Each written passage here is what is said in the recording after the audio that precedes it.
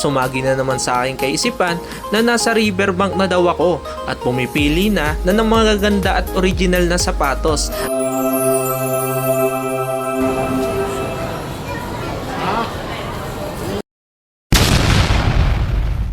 Yon mga kasiners, finally nandito na tayo sa riverbank. Aray ka! Sobrang dami ng tao. Timing na timing ang ating pagpunta. Nakasale pa rin sila. Kaya talaga naman hindi na tayo nagpatumpik-tumpik pa. Nakabili na agad tayo ng original na sapatos dito sa Adidas. Sobrang thankful ako sa Panginoon. Dahil noong nakaraang araw lang, gusto natin pumunta dito. Kaso alam nyo na, gaya ng sabi ko, baka pagdating ko sa bahay, nasa labas na ang aking mga gamit. Aray ko!